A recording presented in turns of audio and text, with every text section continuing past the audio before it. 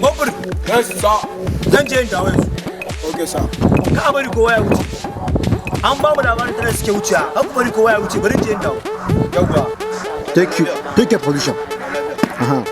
To.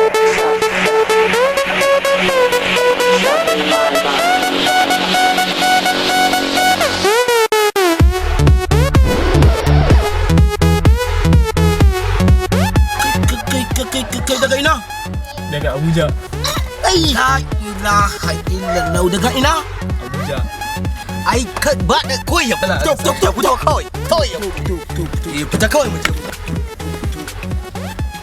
ka san wani irin laifi ka aka kuwa mun san daga inda kake mun san waye kai wato an hana shigowa an kulle duk irin kokarin da gwamnati take yi an hana shigowa an kulle duk wani lungu da sako ku sai ku rinka bi ta barauni hanya ta je jina layi suke bi ai Allah ne zamu ga sai mu zo nan mutu to kai ta muka ku mutu ta aka ce ku zauna inda kuke Kai.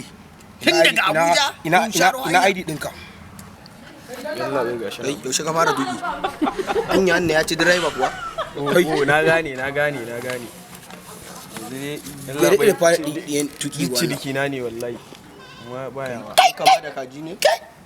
haba obisa kai ka san da mun samu da kai wait da kai Ba daga Abuja kake ba. Daga nan ku da kuke wasu. Ai, ina ganin shi na san wannan ba daga Abuja. Tafiyayye ne daga Kura. Kura ne nan kura. Daga Kura ne. Allah kiyaye. Ai saudi nagode obisa nagode Ai kana ganin motar nan ka san ba ta je Abuja ba daga Kura take. mana Allah kiyaye. Allah ya tsare. Wannan daga Kura yake. Allah ya kiyaye. Allah ya tsare. Da lafiya. Ya da lafiya.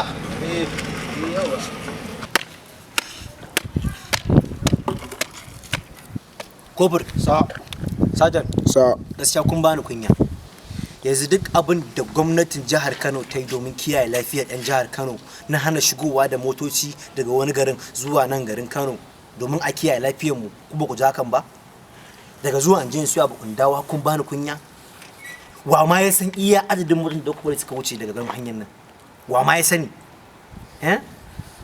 gaskiya kun bani kunya gaskiya yanzu duk abin da Dr. Abdullahi Umar Ganduje yake yi domin kiyaye lafiyar mu a cikin jihar Kano domin hana wucewar motoci shiga an kulle boda ko ina amma ku kuna nan kuna bada hannu akan kuɗin da bai kai ya kawo ba akan kuɗin da bai kai ya kawo ba ku da bari a shiga cikin jihar ku wanda iyayen ku suna ciki ahalin ku suna ciki Sace ya ce daga Kura yake.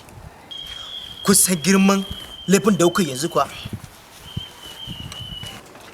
Allah ba kai ma ga wannan kala da Allah kiyaye Sa